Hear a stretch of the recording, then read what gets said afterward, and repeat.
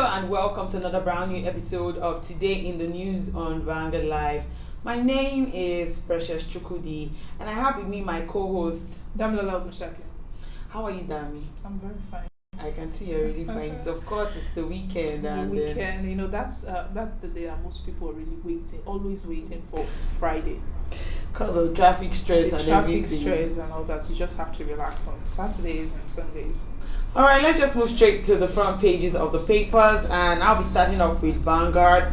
And on Vanguard, major headlines: NDDC, we failed in our oversight duty, Senate. The riders, we have vows to review NDDC's act, urge presidency to retake NDDC, asks IMC to refund extra budgetary expenditures of 4.923 billion naira. Reps moves to sue Akpabio for perjury, defamation. Lawmakers got contract, night assembly not involve Akpabio. Also, Lagos records 203 new infections as confirmed cases rise to 38,948. And on pages 6, we have tears, tributes as flying officer Tolulope Arotile is buried. And on page 7, COVID-19, federal government asks states to ban Salah festivities. On page 10, Governor Fayemi speaks from isolation, says I'm okay. And stories above: Edo, how PDP provided evidence that disqualified Obaseki, says Oshomole. PDP takes campaigns to what? You can see more on that story on page 36. And page 14, presidential panel stops Magu from submitting 34-page defense. On page 11, motorists, commuters face hardship as Third Mainland Bridge closes tonight. Lagos government works controllers allays fear. Page 21, outrage over mass killings in North, as we move from Vanguard straight to the Punch newspaper. And on the front page of the Punch newspaper, we have a number of Nigerian doctors in United Kingdom rises to 7,875. At riders, India, Pakistan, Nigeria have highest number of migrant doctors in United Kingdom. Low pay, poor facilities, insecurity forcing doctors out, says Nigerian Medical Association. You can see these on page 2. Moving on to the stories below, on page 13, we have Jegede talks tough, vows to end Akeredolu's reign. And on pages 4 and 5, we have outrage over treatment of lady arrested with boyfriend. Third Mainland Bridge, 650 last month, 250 FRSC officials to manage traffic. And you can see that on page 6. Nav others pay tribute as Arotile is buried in Abuja. And stories above, we have Akpabio recants as representative move to sue for defamation and perjury. And on page 2, WASC, federal government considers November-December GCE option. And lastly, on the front page of the Punch, we have we've identified plans to regenerate 18 trillion naira revenue, and this is coming from the federal government. And that's all we have on the front pages of the newspaper. We have a guest who will be joining us for the newspaper analysis segment. He's in the person of Mr. Adedamola Adetayo, a public commentator, executive secretary of the Society for the Advancement of Urban Rural Migration. But we're going to go on a very short break. When we come back, Mr. Adedamola will join us in. We'll be right back.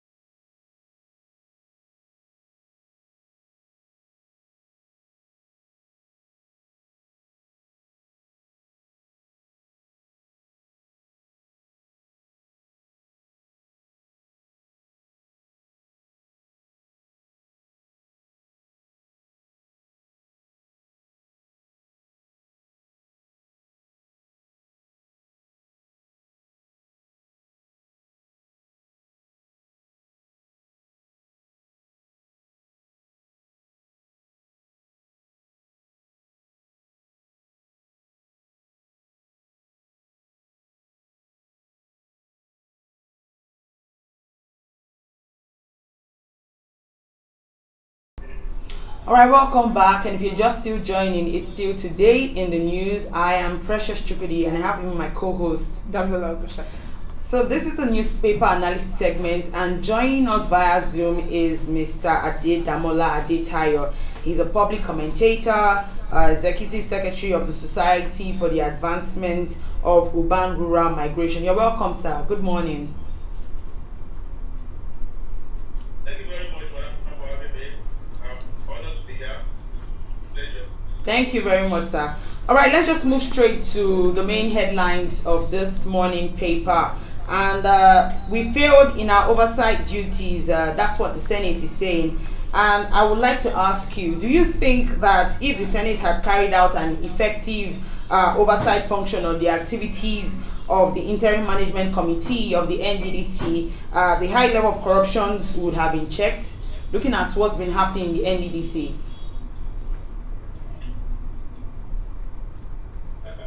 But of course, in their constitutional roles, if the Senate had performed their constitutional role, of course, it would have substantially mitigated all the things we now hear about in our policy concerning the NDC, even the general scope of things.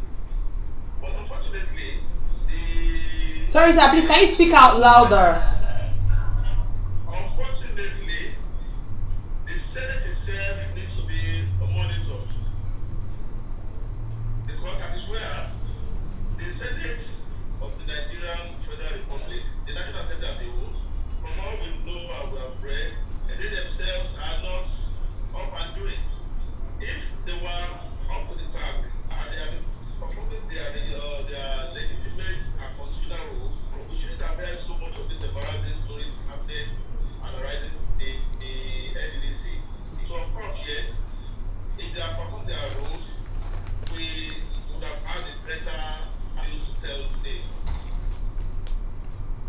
All right, what would you suggest that the NDDC be? Would you suggest that the NDDC be returned to the presidency?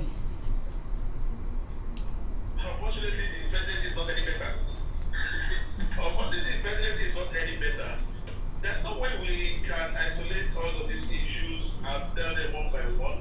It has to be something very holistic. The NDCC itself is a segment of the Nigerian society. It's just like the presidency and each and every one of us. Although the NDDC is a reflection of all of what we have become today as a people in this country. It's corruption. The corruption does not stop in NDDC. The discipline does not stop in NDDC alone. The presidency, the EFCC, as a matter of fact, what do you call them, the Senate, National Assembly, even in the regional centers. So the corruption permeates every sector. I don't see how we can possibly say NDDC goes to somewhere, and we are hoping that they will give us the dream we want to see come to actualization. So going to the presidency is not important. It's just a matter of you saying, okay, if you have chopped enough, let the other people start chop their own. That's what will happen, because it's going to get and emerge in the story of nepotism. When they get to the presidency now, you need to hear the story of tribalism and nepotism there, because a lot of people will now come in, and before you know it, the Nigerian people will start screaming. The NDDC commission is filled up with Fulanis, for example. So I don't see that as a solution. It's still a temporary solution to it. So what would you say? So who would you rather prefer to be in charge of the NDDC? I don't even understand the reason for the NDDC in the first place. As a matter of fact, if the country was properly structured, we shouldn't even have had the NDDC in the beginning. Why the NDDC? You have Niger Delta Commission, you have Northeast Development Commission, you have Yoruba Country Development Commission. Why you do that? In a properly structured country where everything is a place where they should be,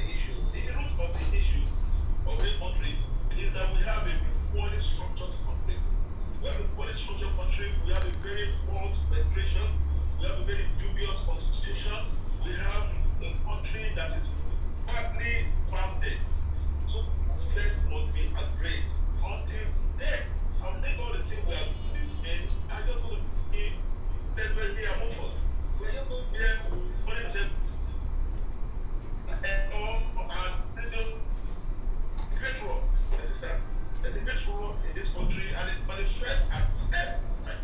You see it everywhere. The NDDC just a silly or it's an episode of the film. Let me see. The NDDC is an episode of a seasonal film. Yes, you after one day, you get the FCC, after the FCC, you get the NDDC, after the NDDC, you get the people doing carrying some big stories for us. By the time we finish NDDC, we go to NCDC. That's it. So I don't see going back and forth as the solution of the country. We need to do a very holistic reconfiguration of Nigeria. That is what we should do. That is the real solution. Is the truth or the real solution of this?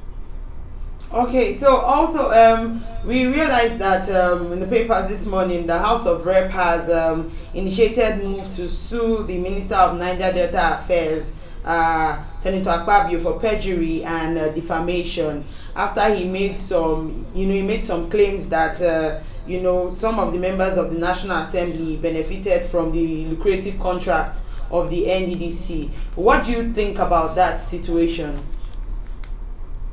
It's one of the drama we are talking about in this country. I listened to Senator Akpabio when he denied, whereas the day before, I also have 2 days before, I also listened to him when he pointedly told the Assembly panel that you guys, meaning the National Assembly members, that 60% of the contracts are with them. Now they said you 4 days, 2 days after, so just barely 48 hours, you are denying it. Of course, by the time they go to court now, they will always find a justification for that denial, and they will get it right. There's always a relevant sections, there are always relevant sections of those that will give him a leeway, an escape route, because as far as they are concerned, we are just pawns to be toyed with. They are just pulling around, just playing with us. Otherwise, if it was in a Senate climb, the senator says such a weighty allegation, the following day, or even right there, they will mention the names of the people straight away. Now, if they mention the name of the people, the expression of that 14-hour strike by the National Assembly Speaker, the House of the Speaker, by now we should hear that Akpabio is in court. Let Akpabio go to court. Let the refs and the Akpabio, let them go to court, and let us see the truth of the matter. Let them shed light on it, so we know who is lying.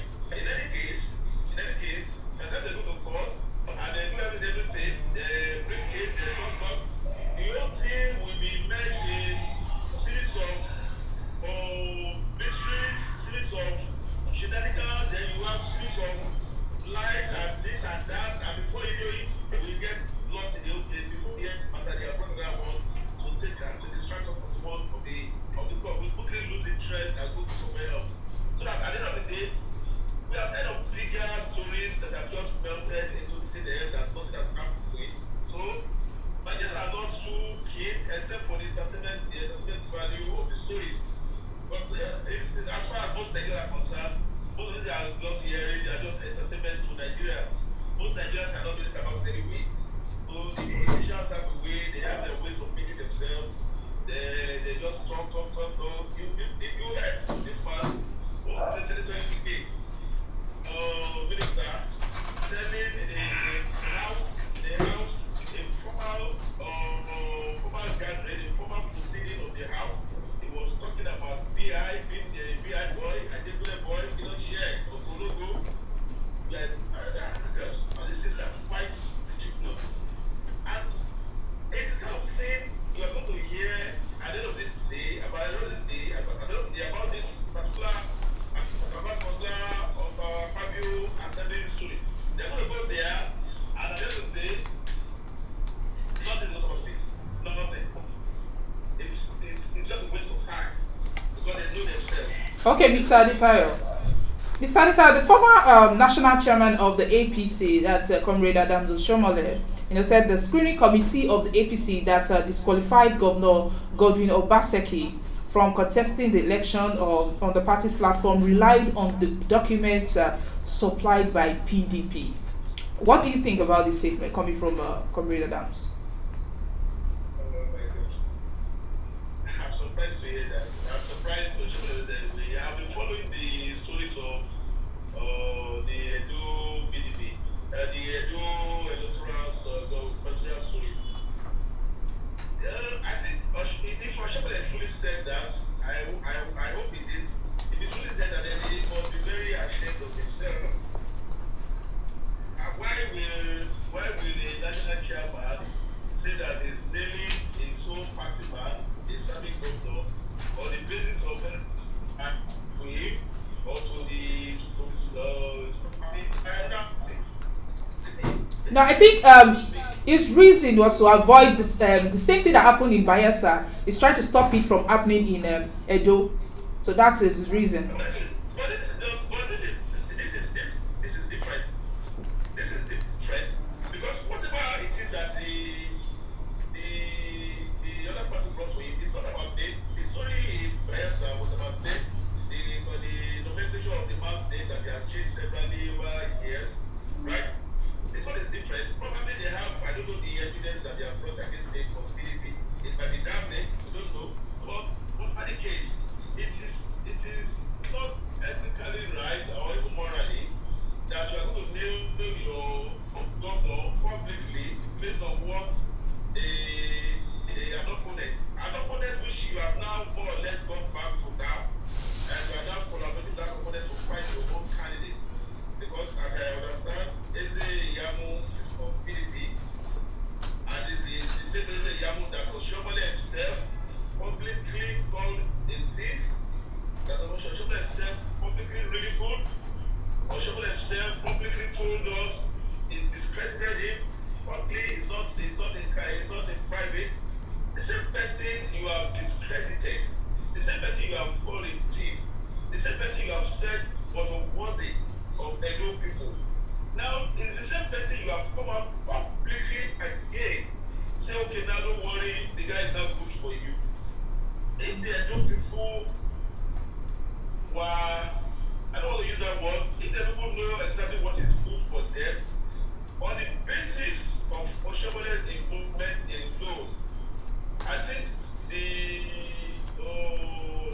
Obaseki and Eze Yamu should just be totally ignored, and they get somebody else they can reasonably trust.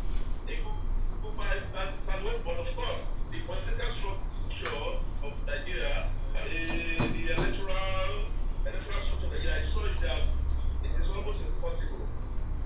Okay, so on his Impossible to get a right candidate from the electoral process of Nigeria. It's almost impossible. Okay, so on his removal as the chairman, as the party's chairman, he said that he's hearing people saying that he has left the seat, and his character has really lost him the seat. That of course he has to, because it's not his father's seat. Now this statement that really brought. Hello, are you hearing me? I didn't hear that, please. Okay, when he was asked, I didn't get you, please. Sorry. when he was asked why for the his opinion on the removal from the chairman seat as the chairman of the party, he replied that it's not his father's seat.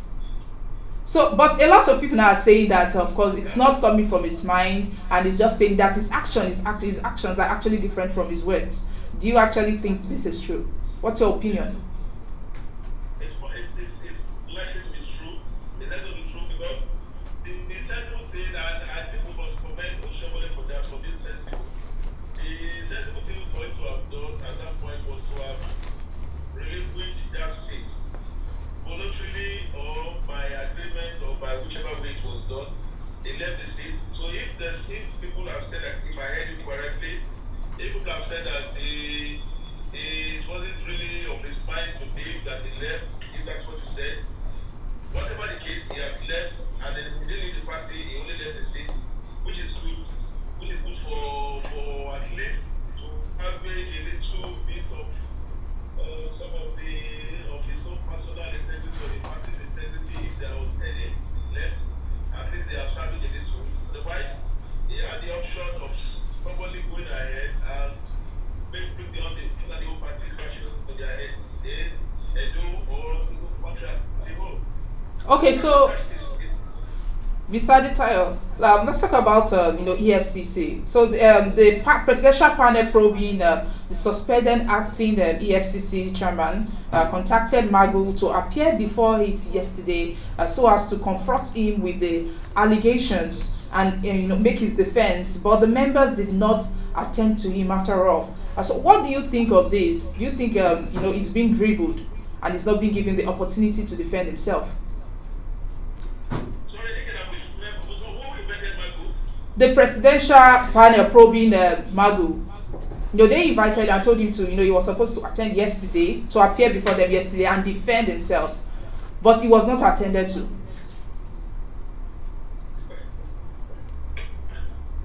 Okay. And it's still the same, they have 600 agency story we are talking about. If you look at the Magu story, in as much as personally, I don't know him. In as much as I've always assessed him, he has never struck me as somebody who was competent enough for that position. Let me use that at least mildly. It never struck me as somebody who was intelligent and who was capable of that assignment. But notwithstanding, if you check the trajectory of these current tributes of Magu, the DFCC, it's beginning to look like it's the hands of Esau, voice of Jacob. Like there's some other hands involved, and it could be some of those things we call the hands of the establishment. That's as it be. It is what will cause the decision we are not talking about. Because if there's a presidential panel committee, to ask Magu or the EFCC acting chairman on the basis of inquiries, it would have made sense. It would have made sense to allow him to say his own bit. But of course, he would not. And even if he had been there and he had said something that was not going to play, that was not going to fit the playbook, you probably would not have been. They would have just muffled the breaths of whoever was witnessing it. By and large, something is not quite right about the Magu story. I want to believe some power centers are trying to arrange it in quotes. They are trying to set him up and probably just destroy him for reasons that we may not know, but which may not be unconnected with the well-known corruption all over the country. If you have stepped on some toes, and for him to have gotten so far, I want to believe that the toes is definitely very high up, probably the presidency. So it's not right. It's not right for them not to give them a fair try in the hearing. I don't think it's right. That's fine. Okay, so let's talk about the motorist commuters face hardship as Third Mainland Bridge closes tonight. And I want to ask you, do you think that the alternative routes would sustain the huge traffic of rush hours during the weekdays? Certainly not. Certainly not. The matter of Lagos traffic will boil down to indiscipline. Will boil down seriously to indiscipline. And because if we are disciplined, and the Lagos State Ministry of Transportation and the people, the relevant agencies, have their competence in logistic planning, those two factors, if they come together, we should have had much less vehicle on the road, especially at this time. Because to start with, the population, the human and vehicular population in Lagos is totally out of sync with the infrastructure in Lagos. Are you following me? The human and vehicular traffic in Lagos population is too much. So there's no way, even when the Third Mainland was open, the traffic the traffic has never been good. How much more? And you can imagine that over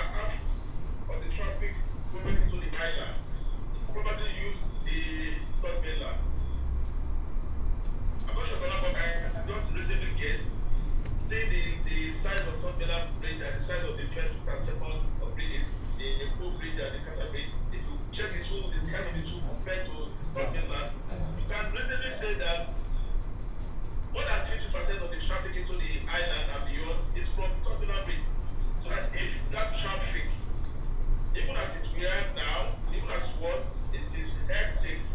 If that traffic is closed or otherwise, or hampered, or otherwise the thing is kind of strangulated, that traffic moving to the other sides will surely explode the already bad situation of those mainland areas.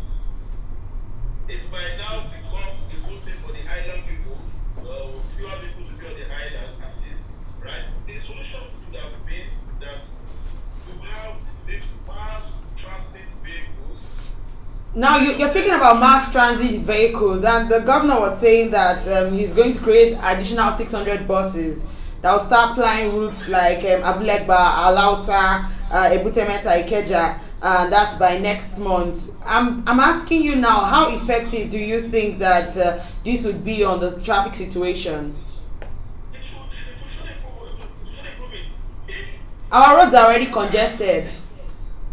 If we are a little bit disciplined and selfless, if we are not selfish, right? The selfishness I mean in this case is that, take for example, the three of us, you, madam, and myself, we all go out with our one vehicle each, right? You see the number of vehicles on the road. If we are a little bit more orderly and disciplined, and we have those points, I would not mind, okay? If you are not with your own vehicle now, probably you have the comfort, but you are ready to sacrifice that comfort for just 30 minutes of discomfort. As you queue for your buses, you get to where you are going eventually. And if there were more of those buses on the road and less of our private vehicles, right, you will see that the vehicular traffic will be less and the traffic will be significantly improved. And in fact, the activities of the so-called agro and all these nefarious activities we see on the road will be substantially reduced as well. And I think this will eventually even improve upon the health of Lagos citizens or people who live in Lagos, right? I don't live in Lagos. I don't ever wish to live in Lagos anymore, right? The thing will improve the health, it will improve security, right? Because a lot of these boys who are just hanging around up and down, calling themselves area or the rest of it, will either be employed in those buses or they will find something else to do in other places that will be on the major roads of Lagos State. So surely the buses coming, all of those buses will translate to a greater efficiency of transportation in Lagos, right? But in the meantime, for this